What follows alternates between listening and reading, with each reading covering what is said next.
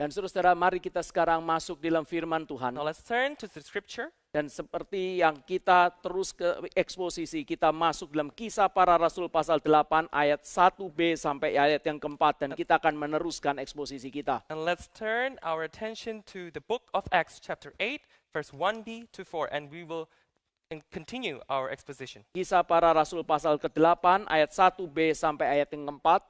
Acts chapter 8 verse 1b till 4. Saya akan bacakan. I'll read it for you. Pada waktu itu mulailah penganiayaan yang hebat terhadap jemaat di Yerusalem. Mereka semua kecuali rasul-rasul tersebar ke seluruh daerah Yudea dan Samaria. Orang-orang saleh menguburkan mayat Stefanus serta meratapinya dengan sangat. Tetapi Saulus berusaha membinasakan jemaat itu dan ia memasuki rumah demi rumah dan menyeret laki-laki dan perempuan keluar dan menyerahkan mereka untuk dimasukkan ke dalam penjara. Mereka yang tersebar itu menjelajah seluruh negeri itu sambil memberitakan Injil. On that day a great persecution broke out against the church in Jerusalem, and all except the apostles were scattered throughout Judea and Samaria. Godly men buried Stephen and mourned deeply for him. But Saul began to destroy the church. Going from house to house, he dragged off both men and women and put them in prison. Those who had been scattered preached the word wherever they went. Sekali lagi ayat 1b, mari kita membaca bersama-sama. Once again, let's read verse 1b together. 2, 3. Pada waktu itu mulailah penganiayaan yang hebat terhadap jemaat di Yerusalem.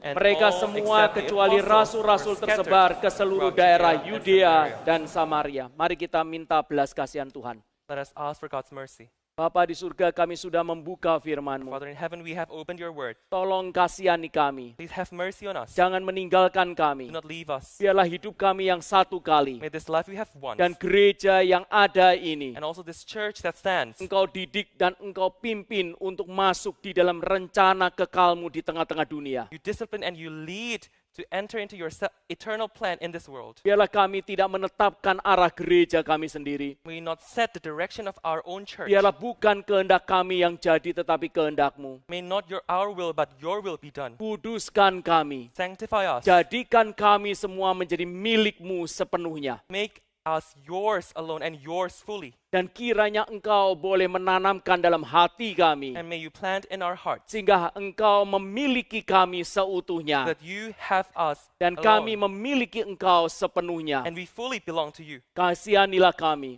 May you have mercy on us. Kasihanilah gereja May kami. you have mercy on our church. Di dalam nama Tuhan Yesus Kristus kami berdoa.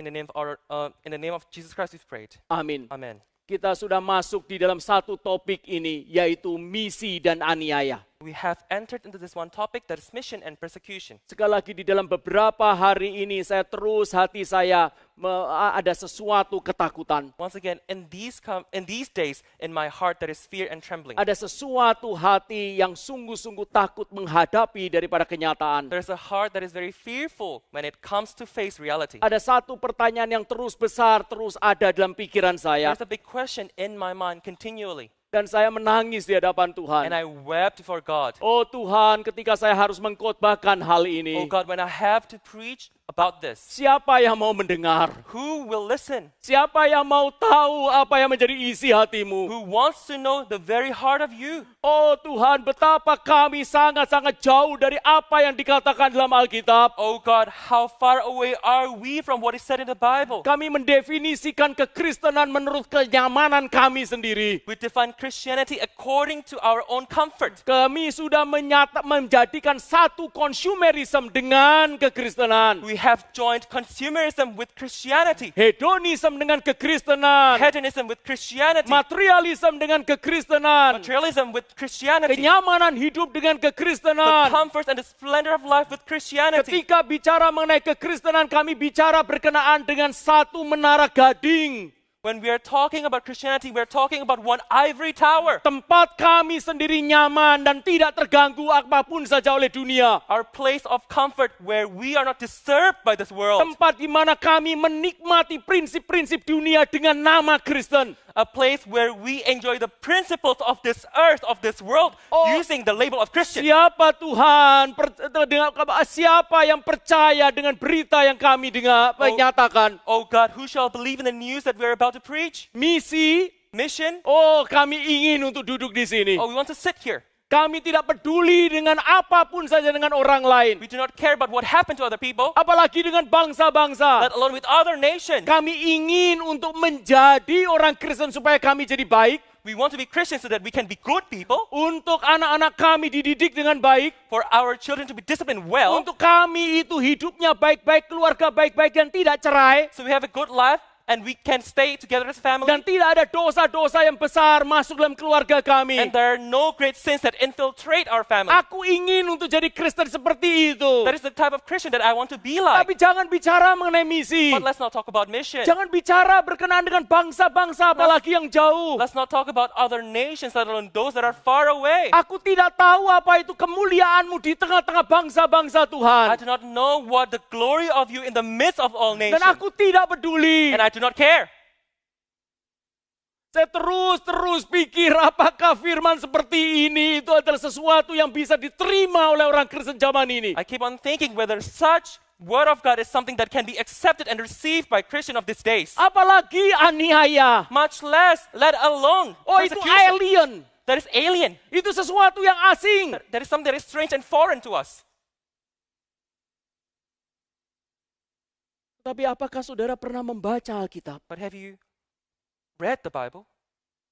Apa yang terjadi sama mereka itu sungguh-sungguh jauh dengan hidup kita. What happened to them is starkly different and contrast to our lives. Saya tidak mengatakan bahwa saudara haraplah aniaya dan saudara-saudara haraplah ada penderitaan datang, itu cuma orang gila yang bisa melakukan hal itu. I do not say that you have to hope for and long for suffering and persecutions. Firman Tuhan juga bukan untuk mendorong kita mengharapkan aniaya, The Bible, the Word of God does not teach us to long for and desire for persecution atau berbangga dengan aniaya, or to be proud of persecution. tetapi di tempat yang lain firman Tuhan dengan jelas menyatakan bahwa kita begitu jauh mengikut Kristus. But on the other hand, the Bible teaches us that we are actually following Christ from such a distance. Kita harus berdoa untuk diri kita sendiri untuk benar-benar menjadi pengikut Kristus. We have to pray for ourselves to be true followers of Christ. Gereja ini menjadi gereja yang sungguh-sungguh berkenan kepada Kristus. For this church to be a church that God has favor in it. Apa gunanya kita memiliki gereja jikalau itu hanya kumpulan sosial saja? What is the use of a church if it is just a social gathering? Tidak ada gunanya sama sekali. There's no use at all. Gereja adalah untuk menggenapi rencana Allah. Church exists to carry out and to fulfill the plan of God. Dan satu rencana Allah yang besar adalah And one big plan of God is supaya seluruh bangsa melihat kemuliaannya. for all nations to behold His glory. Seluruh bangsa, setiap suku, bahasa, dan bangsa memiliki wakil di depan tahta anak domba itu. And for all tribes and nations to have a representative before the Lamb of God. Siapa yang peduli dengan hal ini? Who care for this? Siapa yang mau meletakkan hatinya dengan hal ini? Who wants to put their heart for this? Bukankah ini adalah isi hati Tuhan? Isn't this the very heart of God? Misi adalah isi hati Tuhan. Mission is the very heart of God. Kita harus berdoa minta kalau Tuhan rela membentuk gereja kita dan setiap hati kita memiliki gereja dan hati yang misioner. We have to ask for God to shape in us and to shape in our church a missionary heart and a missionary church. Kisah Para Rasul 8 adalah satu perikop yang sangat-sangat penting. Acts 8 is a very important pericope. Saya sudah mengatakan pada saudara Kisah pasal 8 ayat yang pertama sampai keempat ini adalah penggenapan daripada Kisah Para Rasul 1 ayat yang I ke-8. said to you that Acts chapter 8 verse 1 till 4 is a fulfillment of Acts chapter 1 verse 8.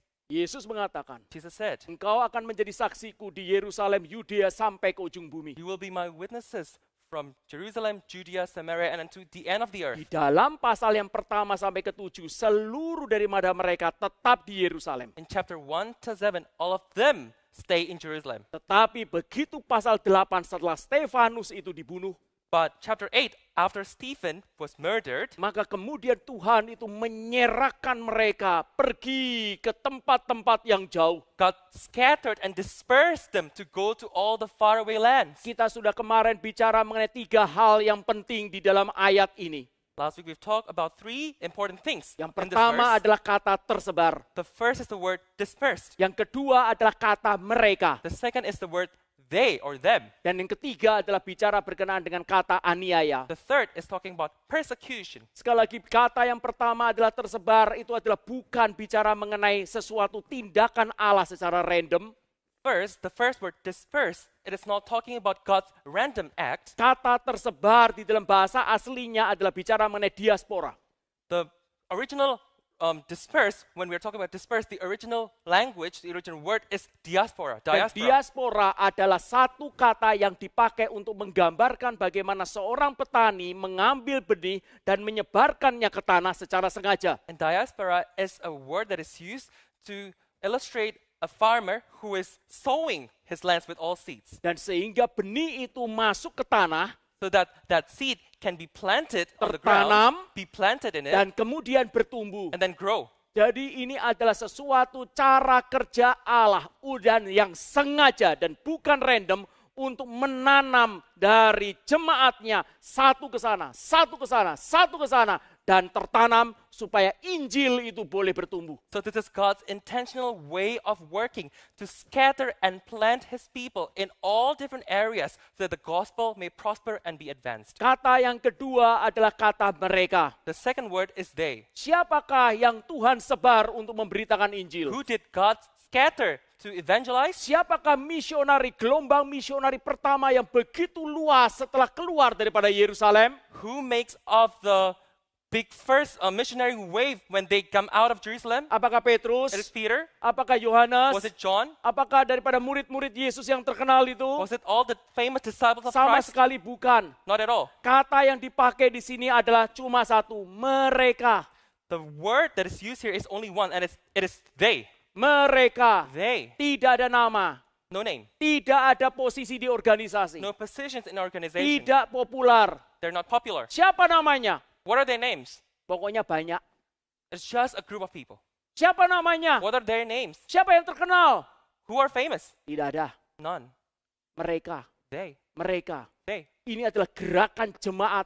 There's a movement from the congregation. Ini bukan gerakan daripada hamba-hamba Tuhan. This is not a movement from the servants of God. Saudara, Tuhan mau memakai saudara. God wants to use you. Tuhan mau memakai saudara. God wants to use you. Tuhan bukan saja memakai hamba-hamba Tuhan. Tuhan mau memakai saudara. God does not only want to use the servants of God, but he also wants to use you. Gelombang misionari terbesar pertama kali adalah gerakan jemaat. The first greatest missionary wave is from the congregation themselves. Kata yang ketiga The third word adalah aniaya. is persecution. Pada waktu itu mulailah penganiayaan yang hebat. On that day, a great persecution broke out. Dan saya sudah bicara berkenaan dengan beberapa poin berkenaan dengan apa relasi penganiayaan dan misi. And I've talked about several points that relate persecution and mission. Kenapa orang bermisi itu mengalami aniaya? Why do people who do mission experience or undergo persecution? Minggu yang lalu kita sudah bicara mengenai 3 poin ini. Last week we've talked about these 3 points. Yang pertama, penganiayaan itu tidak terelakkan di dalam misi karena kehadiran kerajaan kegelapan melawan daripada misionaris-misionaris. The first one is because the Penganiayaan tidak terelakkan di dalam misi persecution is inevitable in mission karena kehadiran kerajaan kegelapan melawan para misionaris. because of the presence of the kingdom of darkness that wage war against missionaries. Kehadiran kerajaan kegelapan melawan gereja Tuhan. The presence of the kingdom of darkness that wage war against the church of Ini God. adalah sesuatu yang tidak bisa kita hindarkan kalau kita adalah gereja yang sejati. This is something that we cannot avoid if we are true churches of God. Karena ini sudah dinubuatkan oleh Yesus Kristus sendiri. Because this has been prophesied by Jesus Christ Aku himself. akan mendirikan jemaatku I will build my church, dan Allah mau tidak akan menguasainya. and the gates of hell shall never prevail Di against it. mana ada gereja yang sejati itu bertumbuh, Where there is a true church that is growing, maka akan penuh dengan aniaya dan suatu penghinaan dari dunia. there will be a receiving end of many mocks and persecutions from this world. Minggu yang lalu saya bicara mengenai poin yang kedua, aspek yang kedua. Last week, I've talked about the second aspect, Kenapa aniaya itu harus ada? why persecution has to be there. Karena aniaya adalah salah satu strategi unggul dari Roh Kudus untuk meluaskan Injil. Because persecution is one of the Holy Spirit's great strategies to advance the gospel. Penganiayaan adalah suatu katalisator daripada misi dan penginjilan. Persecution is a great catalyst for evangelization and mission. Penganiayaan membuat jemaat itu bergerak. Persecution makes the layman and the congregation move forward. Penganiayaan membuat iman jemaat ditumbuhkan. Persecution makes the faith of the congregation be grown. Dan penganiayaan membuat Injil itu tersebar. And persecution expands and advances the gospel. Penganiayaan adalah usaha untuk menghancurkan gereja dari musuh. Persecution is an endeavor from the enemy to crush church. Tetapi penganiayaan adalah strategi Roh Kudus untuk menghancurkan musuh. But persecution is the very strategy of the Holy Spirit to crush the enemy. Kita sudah bicara berkenaan dengan poin yang ketiga minggu yang lalu We've also juga. talked about the third point last week. Dan minggu lalu poin yang ketiga adalah bicara berkenaan dengan kenapa aniaya itu merupakan sesuatu yang menyertai misi. And we talk about why persecution always follows along when we do mission. Karena penganiayaan itu sendiri adalah identik dengan status kita sebagai saksi. Because persecution can be closely associated with our status as witnesses. Yesus mengatakan, Jesus said, kamu akan menjadi saksiku. "You will be my witnesses." Dari Yerusalem, Yudea sampai ke ujung bumi. From Jerusalem, Judea, Samaria, and to the end of the earth. Saudara pikir kata ini apa? Now you think, what does this word mean? Kita pikir apa? Jadi saksi. Oh, we think we shall be Ya, witnesses. oke Tuhan, aku jadi saksi. Okay, I will be your witness. Kata yang dipakai adalah kata martir. The word that is used here is to be martyr.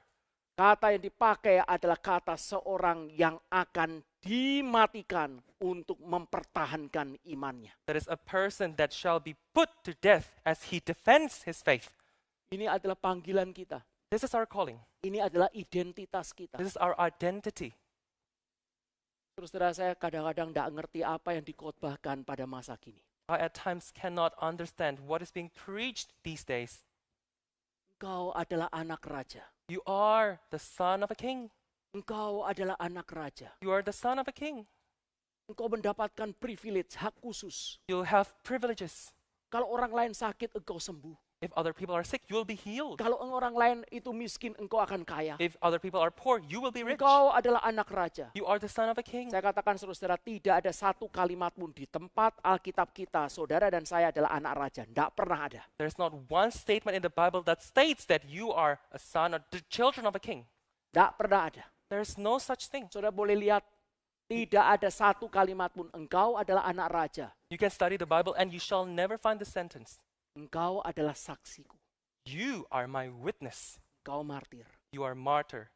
Engkau martir. You are martyr. Itu ada. That exists.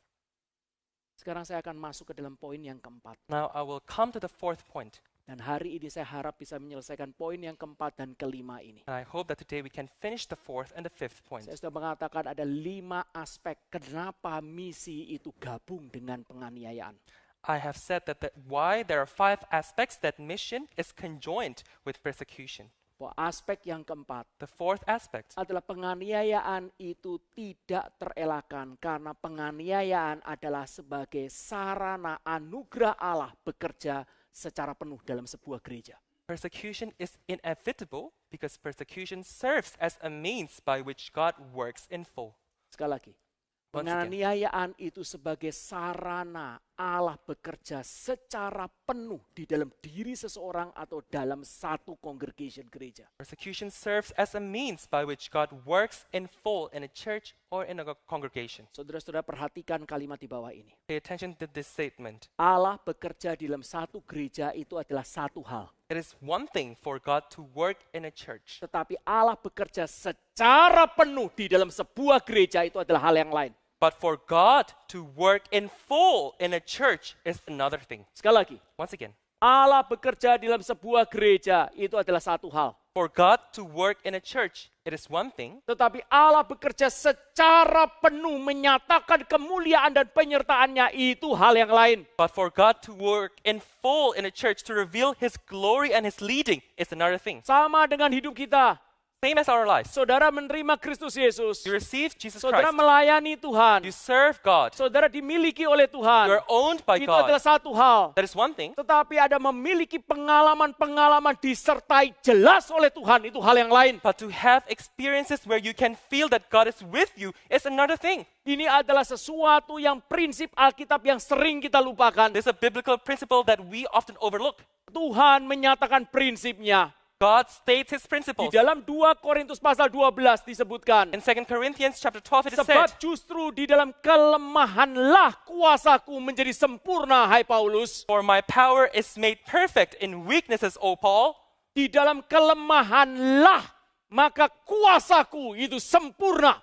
For my power is made perfect in weakness. Saudara-saudara, lihat kuasa Allah itu bukankah sempurna? Now see the power of God, isn't it perfect? Bukankah kuasa Allah tidak perlu ditambah dengan kelemahan kita? Should we not add on to the perfectness of the power of God with our weakness? Dan bukankah kuasa Allah itu bisa manifestasikan tanpa seseorang itu penderita? And can we not manifest the power of God without someone suffering? Tetapi kalimat ini menyatakan But the sentence ada said, satu kondisi yang Tuhan akan bentuk sebelumnya kepada hamba-hamba Tuhan dan kepada gerejanya there's one condition that God will shape in His people and in His servants untuk menyatakan kepenuhan kuasanya ketika orang tersebut hidup, to reveal His full power and full glory when that person is still alive. yaitu melalui aniaya, And that is through persecution, melalui penderitaan. through sufferings. Saudara, jangan menghina orang yang sakit. Do not look down on those who are sick. Jangan berpikir bahwa orang yang memiliki kesusahan itu adalah orang yang kasihan. Do not have pity on those who are having difficulties. Memang benar dalam Alkitab ada orang yang berdosa dan Tuhan menghajarnya sehingga harus sakit. Yet it is true in the Bible that there are people who are sinners and God struck them with illnesses. Tetapi di tempat yang lain bagi anak-anak Tuhan yang sejati, But on the other hand, for the true children of God, sering sekali penderitaan dan aniaya itu malah sebagai satu sarana Tuhan menyatakan kelimpahan kasih karunia-Nya. oftentimes the persecution and also suffering is God's way to show them the full glory and the full leading of Him. Dan saudara perhatikan kalimat di bawah ini. And pay attention to this sentence. Ada satu dimensi hidup yang saudara dan saya tidak bisa masuki kecuali saudara dan saya berada dalam kesulitan yang besar, di mana dimensi hidup itu adalah Allah menyertai begitu jelas. There's one dimension of life that you and I cannot enter unless we undergo suffering. And it is for us to see that God is with us very clearly. Ini ada seluruh daripada rasul dan seluruh nabi. This exists in all the disciples, the apostles, and all the prophets. Ini begitu nyata di dalam bapak-bapak gereja. This is very apparent in the lives of the forefathers of the church. Ketika Tuhan memasukkan dimensi persekutuan dengan Dia dan pengenalan akan Dia, When God put us in the dimension of knowing Him and having fellowship and communion with Him, dan penyertaannya begitu jelas, and His guidance is so very apparent, maka saudara lihat keadaan orang itu biasanya berada di dalam kesulitan, penderitaan, penganiayaan. then you will see that that person's condition, more likely than not, are in suffering. Sebelum daripada perikop ini, perikop apa? Before this pericope, what is it? Adalah disiksa dan mati martirnya Stefanus. Is Stephen who is stoned and murdered. Dan saudara, ketika saudara melihat daripada Stefanus itu mati martir, And when you see Stephen dying as a martyr, maka saudara-saudara semua orang di dunia dan semua mata telanjang kita melihat dia, waduh kasihan. all of us will pity him.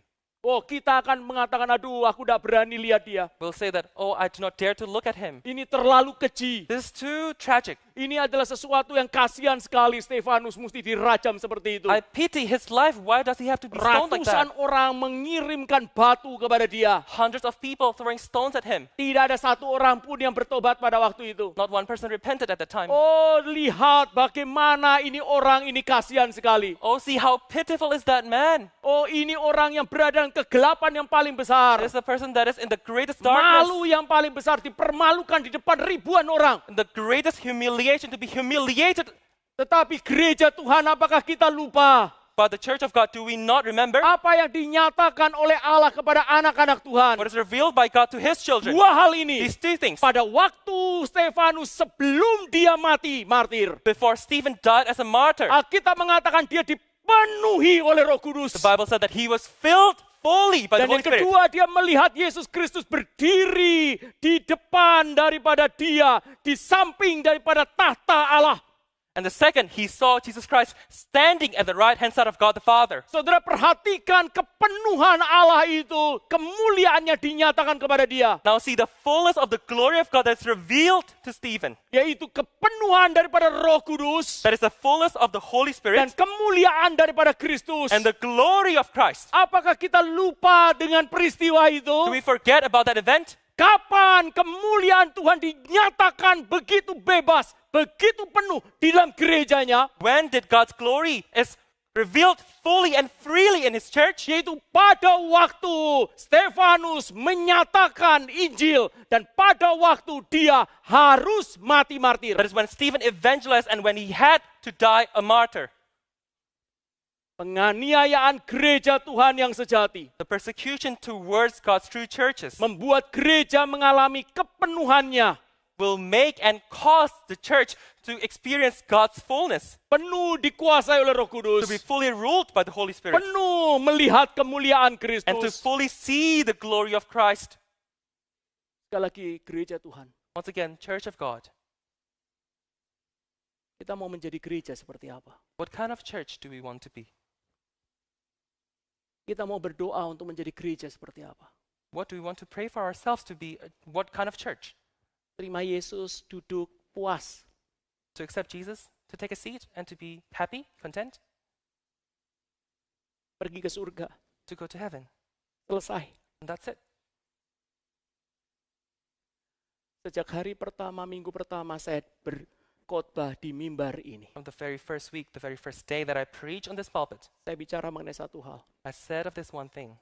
Jikalau engkau diberikan kesempatan minta satu permintaan kepada Tuhan dan pasti Dia kabulkan, engkau akan meminta apa? If you are given one grant, one wish that God will surely grant, what wish will it be? Jikalau engkau diberi kesempatan minta satu permintaan dan pasti Tuhan kabulkan, engkau akan minta apa? If you are given one opportunity to ask for one wish that God will surely grant, what will that wish be? 11 tahun yang lalu saya berkhotbah, khotbah pertama ini.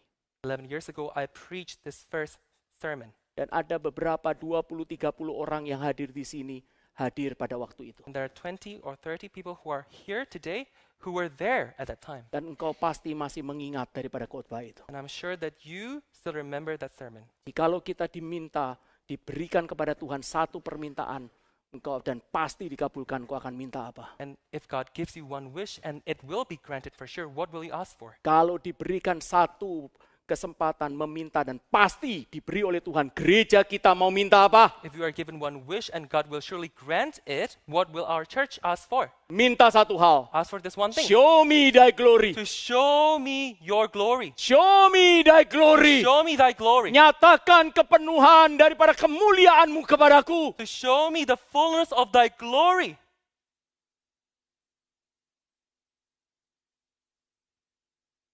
Itu adalah isi hati daripada Allah. That is the very heart of God. Tidak minta gedung, tidak minta apapun saja, saudara. Do not ask for buildings. We do not ask for any other matters. Tidak minta uang, tidak minta relasi. We do not ask for money. We do Tidak not ask minta for networks. dimengerti oleh orang. We do not ask to be understood by Tidak the minta people. berkat-berkat semuanya. We do not ask for blessings. Show me thy glory. But one thing, and one thing only, show me thy Engkau. glory. You. Engkau. Aku minta engkau. I want you. Dan itu yang diberikan Kristus kepada Stefanus. And it is what is given by Jesus to Stephen. Punya gereja satu hal. To have a church is one thing. Punya gereja yang benar hal yang lain. To have a true church is another thing. Punya gereja yang benar dipakai sama Tuhan, hal yang lain lagi. To have a true church that is used by God is another thing. Punya gereja yang benar yang dipakai oleh Tuhan secara penuh itu urusan lain lagi.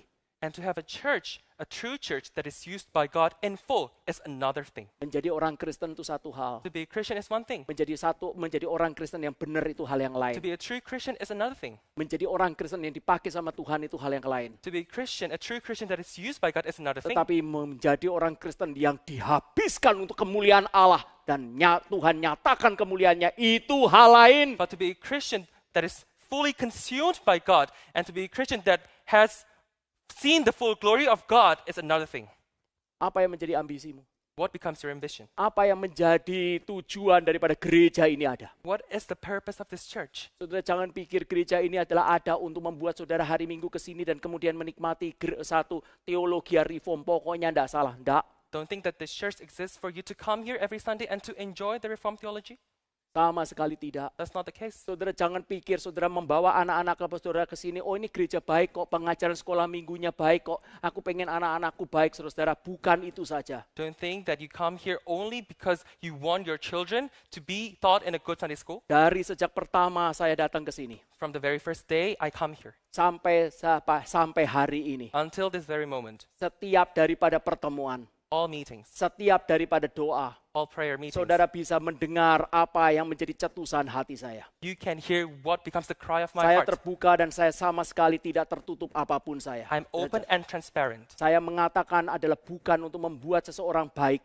I say that it is not to create a good person out of this church. Dunia bisa, The world can do that. education bisa, Education can do orang that. bermoral tinggi bisa. People with high moral grounds Tapi can do saya that. mau minta sesuatu yang kita tidak bisa lakukan sendiri. But I want to ask this one thing that we cannot do ourselves. Yaitu membuat anak-anak kita dan juga pemuda-pemudi dan keluarga di sini menjadi orang yang diurapi dan dipakai oleh Tuhan. Itu kita tidak bisa. To make everyone here be a person who is used and anointed by God. That is something that we cannot do ourselves. Saya tidak puas dengan anak-anak muda yang kemudian itu aktif di gereja melayani. Tapi sungguh-sungguh saya menuntut, saya menginginkan adalah mereka diurapi satu persatu. I won't be satisfied by all the young adults that just come to serve to this church, but I want their life to be fully anointed and fully used by God. Dan beberapa kali dengan ketika saya berdoa sendiri dengan air mata, saya membayangkan satu persatu daripada wajah saudara. And several times as I am alone in my prayer, I imagine your faces. Dan saya berdoa kalau Tuhan mau mendengarkan doa saya. And I pray that God may listen to my Untuk prayer. Tuhan memakai setiap orang satu persatu di bayangan tersebut. For God to use each and every one of those person that I have in my mind. Menjadi orang Kristen itu satu hal. To be a Christian is one thing. Dipakai oleh Tuhan hal yang lain. To be used by God is another thing. Dihabiskan oleh Tuhan itu hal yang lain. To be consumed fully by God is another thing.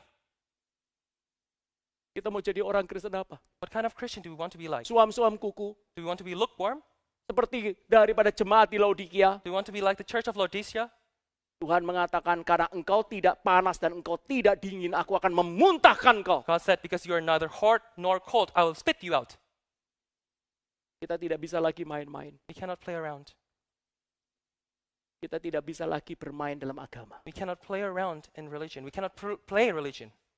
Letakkan hatimu Put your heart in it sepenuhnya fully kepada Tuhan. to God. Dan biarkan dia bebas untuk memimpin kita kemana yang dia kehendaki. Itu jiwa misi. Let him lead freely where he wants us to go. And that is a soul of mission. Sekarang terakhir, aspek yang kelima. Now the last aspect, the fifth aspect. Kenapa aniaya itu tidak bisa dilepaskan daripada Injil atau tidak bisa dilepaskan daripada misi? Why can persecution not be separated from mission?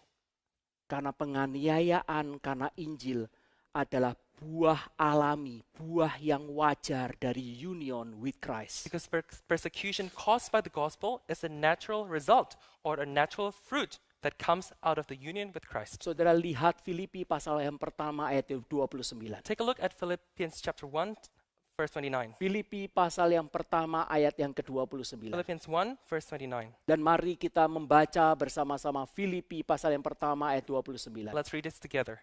Bersama-sama 2, 3. For it Sebab has been kepada granted kamu to you dikaruniakan on behalf of bukan Christ, saja untuk not percaya only to kepada believe in him, Kristus, but also melainkan to juga suffer untuk menderita for him. untuk Dia.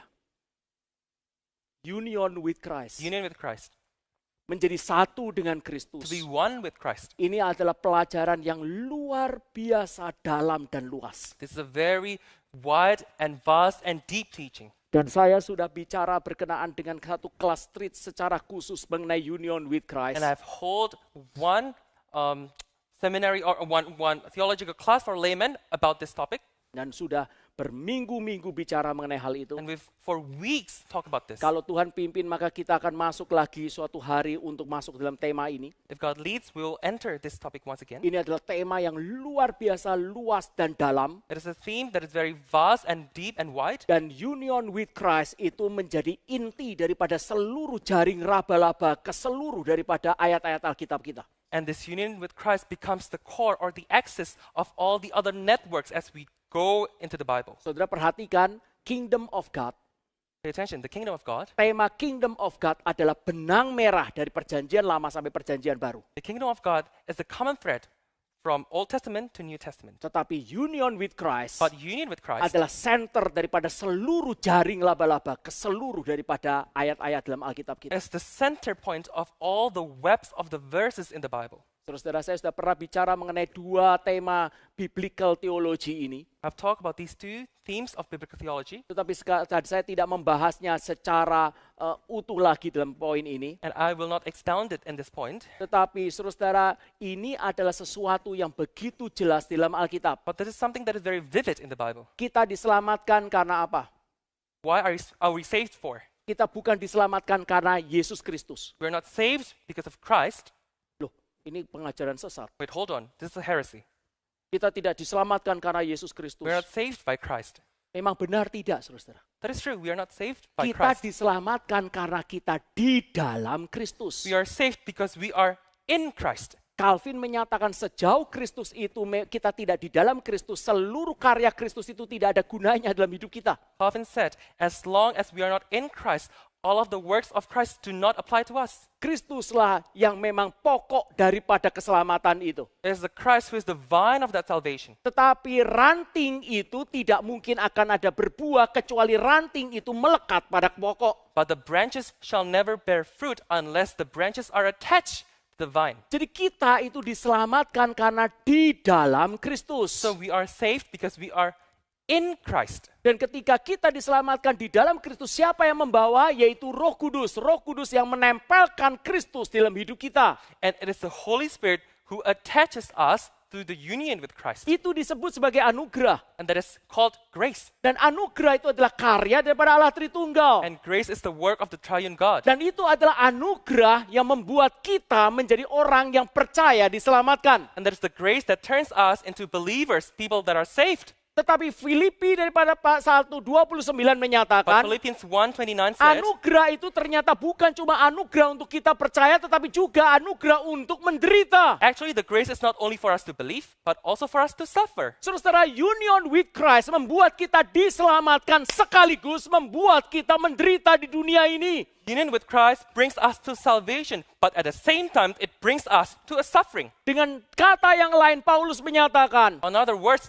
Paul said, aku ingin untuk bersekutu, mengambil bagian dalam penderitaannya dan menjadi serupa dengan dia dalam kematiannya. I want to participate and partake in his death and his sufferings. Di dalam kasusnya Stefanus, In Stephen's case, Stefanus masuk ke dalam apa yang Paulus ini nyatakan. Stephen went into what Paul wanted. Menjadi satu, menjadi bersekutu di dalam penderitaannya dan menjadi serupa dalam kematiannya. To be united, to participate and to partake in Christ's suffering and his death. Di dalam kasusnya In Stefanus Stephen's case, dan kasusnya daripada gereja mula-mula yang dianiaya. and also for the early churches that are persecuted, Yesus tidak saja menyatakan dirinya kepada Stefanus, Jesus did not only reveal himself to Stephen, tetapi Stefanus di dalam proses penganiayaan ini menjadi serupa dengan Yesus. but Stephen, in that process of persecution, he was becoming like Christ. Ajaran Alkitab tentang doktrin penganiayaan merupakan hasil alamiah dari doktrin union with Christ. The Bible's teaching on the doctrine of persecution is a natural result of the doctrine of union with Christ. Biarlah kita boleh ingat, Kristus yang menyelamatkan kita adalah Kristus yang menderita. May we remember that Christ who saved us is also Christ who suffered. Dan jika kita ingin bersungguh-sungguh bersatu dengan Dia, maka kita harus rela menerima penderitaan yang Kristus berikan kepada kita. And if we want to be truly united with Him, we too have to be willing to bear the sufferings that God lays upon us. Tetapi saudara-saudara, bukan itu saja. But not only that, Ketika kita berbagian dalam penderitaannya, as we partake in His sufferings, ternyata Kristus juga berbagian di dalam penderitaan kita. actually Jesus Christ also takes part in our sufferings. Ada satu ayat Alkitab yang sangat-sangat menggugah kita ketika kita menyadari gereja itu apa. There's this one verse in the Bible that truly touched us when we realize what church really is. Suatu hari gereja Tuhan itu dianiaya. One day, the church of God was persecuted. Saudara bisa melihat itu di dalam kisah para rasul di sini. You can look at it Pasal in yang the book ke-9. of Acts chapter 9. Dan ketika itu ada seorang pemimpin daripada orang jahat itu namanya Saulus. And the leader of those wicked people named Saul, Dia menggunakan kuda dan menggunakan kekuatan militer, kekuatan manusia dan juga koneksi yang ada. he used all the military power, the manpower, all his connections. Dan kemudian dia mengejar orang-orang yang biasa itu, ordinary men itu, yang adalah milik Kristus. And he chased all those ordinary men that are Christ. Alkitab belong mengatakan to Christ. satu persatu daripada orang-orang tersebut yang adalah gereja Tuhan di Yerusalem dihancurkan, dibunuh, diseret keluar. The Bible said that one by one, men and women, they were persecuted and they were dragged out of their houses. Karena union with Christ, mereka semua berbagian dalam penderitaan. Because of union with Christ, they all partake and participate in suffering. Mereka berbagian dalam penderitaan Kristus. They all partake and participate in Christ's suffering. Tetapi tiba-tiba ada satu kebenaran ini yang dimunculkan oleh Kristus. But then this one truth came about.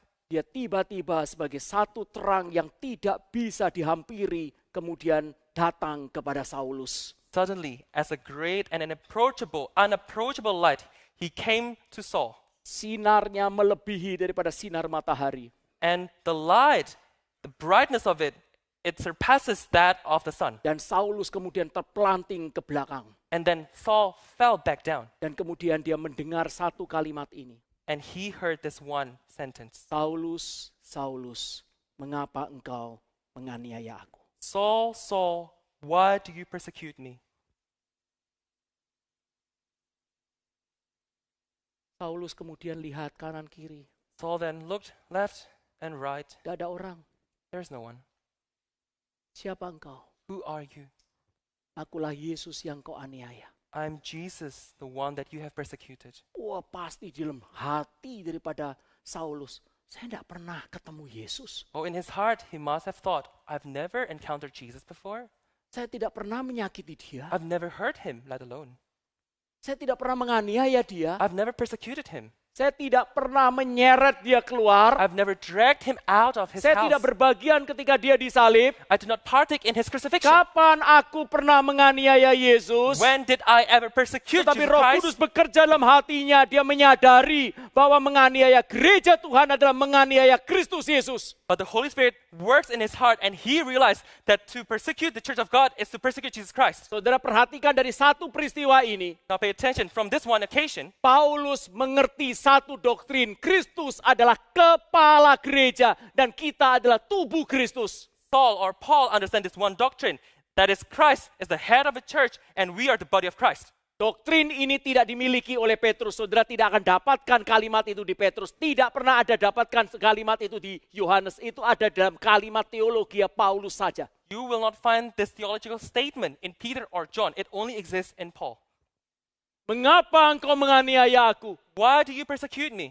Kita di dalam union with Christ, We in union with Christ bukan saja berbagian dalam penderitaan Kristus yang diberikan kepada gerejanya, not only partake in Christ's suffering that is given to his church, tetapi Kristus juga berbagian di dalam penderitaan kita. but Christ also takes part in our sufferings.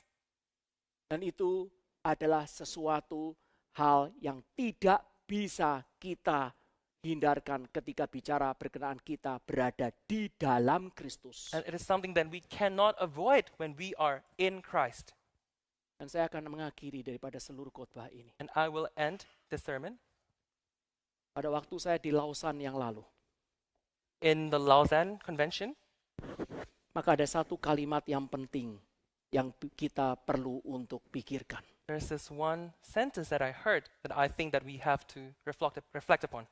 Dr. Patrick Fung, mantan General Director daripada OMF. Dr. Patrick Fung, the former General Director of OMF, Dia mengatakan hal ini. he said this: Penganiayaan tidak pernah membunuh gereja, persecution will never kill the church, tetapi kompromi Injil akan membunuh gereja. but it is compromises towards the gospel that will.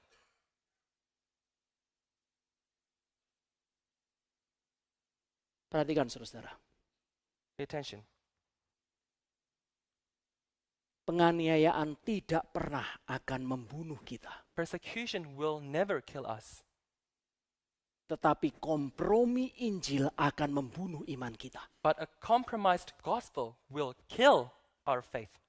Kompromi Injil. A compromised gospel. Gereja yang kompromi terhadap cara-cara dunia akan mendinginkan iman kita dan ini akan membunuh kita. A church that compromises and succumbs to the ways of this world will surely turn our faith cold and will surely put us to death. Saudara-saudara, saya tegaskan sekali lagi, I want to emphasize this again. kita tentu tidak mencari penderitaan atau penganiayaan. Of course, we do not go out of our ways to seek sufferings and persecution. Tetapi kita harus berusaha sungguh-sungguh di kota Sydney yang besar dan nyaman ini untuk kita tidak kompromi di dalam Injil. But in this big and comfortable city of Sydney, we have to make conscious effort to not be compromising when it comes to the gospel. Di dalam gereja kita harus berusaha sedemikian rupa untuk minta anugerah Allah di dalam doa dengan sungguh-sungguh. In this church, we must make every effort to ask for God's grace through our prayers. Kita tidak boleh kendor. We shall never be loose. Kita tidak boleh lesu. We shall never be sluggish. Kita tidak boleh malas. We shall never be lazy. Kita tidak boleh tidak We berdoa. shall never not pray. Kita tidak boleh tidak berjuang. And we shall never not strive. Kita tidak boleh tidak And sungguh-sungguh. we shall never not be earnest. Kita tidak boleh tidak dengan sebulat hati. And we shall never not be wholehearted.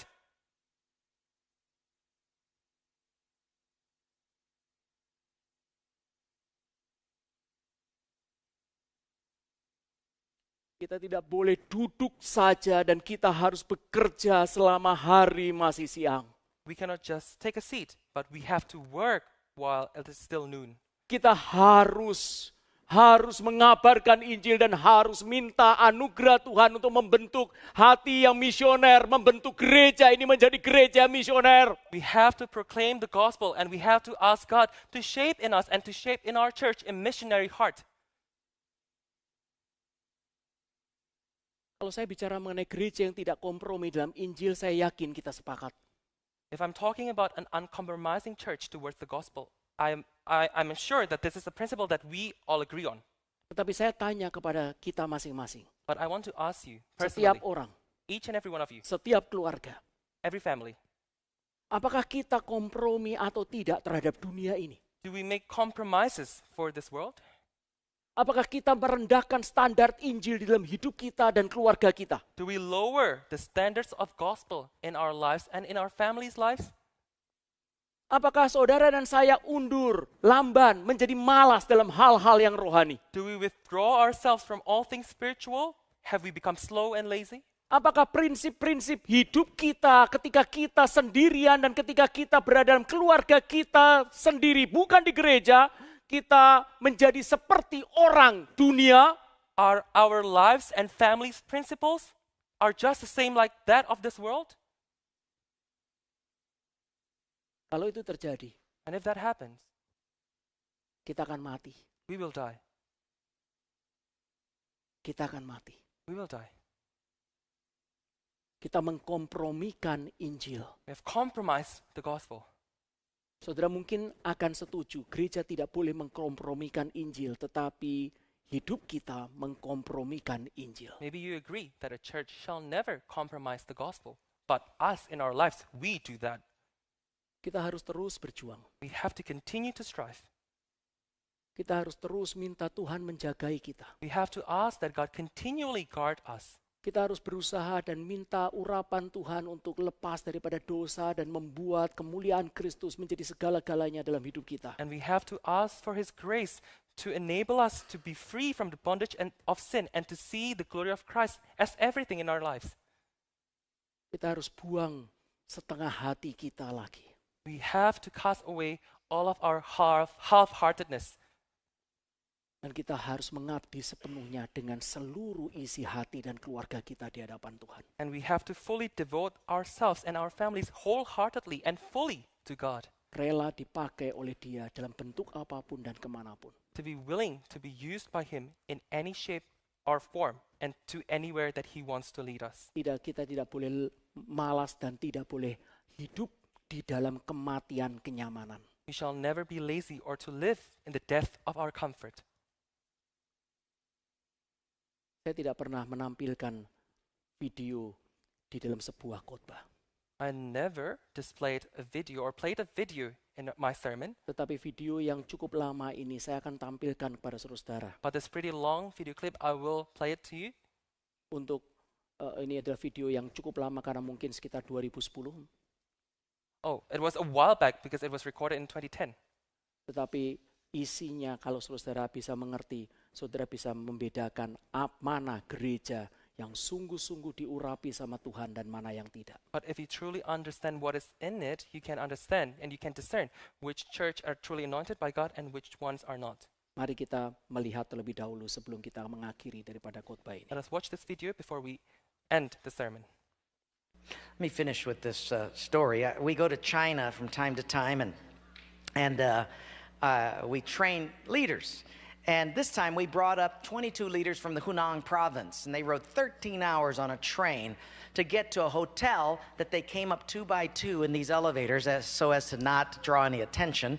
And then they got to a hotel room, a little apartment room. It's only about 700 square feet in the little living room, no air conditioning, hardwood floor, 22 sat there. I came in, and when you teach in China, you start at 8 in the morning and you don't get done till 5 at night. You teach the whole day. They were sitting there, all 22 of them, and I looked around and I said, now, if we get caught, what will happen to me? They said, oh, you'll get deported in 24 hours and we'll go to prison for 3 years. I said, you're kidding. How many of you have been in prison for your faith? Out of 22, 18 raised their hands. I thought, no way. And I looked at him and I said, you 22 people, how many people do you oversee? Because they were all of these small group leaders, underground church leaders in the Hunan province. I said, how many, if you counted up all the people under your jurisdiction, how many would it be? And they counted them up and they said, little over 20 million. I said, what? See, we forget there's 1.3 billion people in China. This is crazy. Well, I had 15 Bibles, and I passed them out. Obviously, 7 didn't get them. And I said, let's turn to 2 Peter chapter 1, and we're going to read it. And just then, one lady handed hers to somebody next to her. And I thought, interesting. Well, we turned there anyway, and as we started reading it, I understood why she gave it away. She had memorized the whole thing. She just recited the whole chapter. When it was done, I went over to her at a break, and I said, You recited the whole chapter. She says, oh, yes, I've memorized many chapters. I said, where did you memorize so many chapters? She said, in prison. I said, you have much time in prison. So I said, but don't they confiscate the Bible? She said, yes. So people bring in scriptures written on pieces of paper, and they bring it in. So I said, but then if they find that piece of paper on you, won't they confiscate that? She said, oh, yes, that's why you memorize it as fast as you can. Because even though they can take the paper away, they can't take what's hidden in your heart. I thought, wow. Well, after 3 days, you fall in love with these people. And when it was done, I said, how can I pray for you? I'm going to go back to America, and you guys have been just so wonderful. How can I pray for you? They said, Wayne, you guys can gather like this whenever you want to in America. We can't. Could you pray that one day we'll be just like you? And I looked at him and I said, I will not do that. Big incredulous eyes looked at me and they said, why? I said, because You guys rode a train for 13 hours to get here. In my country, if you've got to drive more than an hour, people don't come. You sat on a wooden floor for 3 days. In my country, if people have to sit more than 40 minutes, they leave. You sat not only here for 3 days on a hard wooden floor, but you did it without air conditioning. In my country, if it's not padded pews and air conditioning, people don't often come back. In my country, we have an average of 2 Bibles per family. We don't read any of them. You hardly have any Bibles, and you memorize them from pieces of paper. I will not pray that we become like, you become like us, but I will pray that we become just like you. Mari kita bangkit berdiri. Let us all rise. Mari kita melihat Kisah Para Rasul pasal yang ke-8 ayat 1b sampai ayat yang ke-4. Let's turn our attention to Acts chapter 8 verse 1b till 4 Dan lihatlah gereja yang mula-mula. and see the early churches. Bersama-sama. Let's read it together. Pada waktu On that itu day, a great mulailah persecution penganiayaan broke out yang against hebat the church in terhadap Jerusalem. jemaat di Yerusalem. And Mereka all except semua, kecuali the rasul-rasul, were tersebar scattered ke throughout seluruh Judea daerah and Yudea Samaria. dan Samaria. Orang-orang Godly men saleh buried Stephen menguburkan mayat Stefanus and mourned serta deeply meratapinya for him. dengan sangat. Tetapi But Saul Saulus began to berusaha destroy the membinasakan jemaat itu, dan Going ia from memasuki house to house. rumah demi rumah He dan dragged menyeret off both laki-laki men dan and perempuan women keluar and put dan them menyerahkan out. mereka untuk dimasukkan ke dalam penjara. Mereka Those who yang had been tersebar scattered itu menjelajah each seluruh word negeri wherever they itu went. sambil memberitakan Injil. Mari kita berdoa. Let us pray.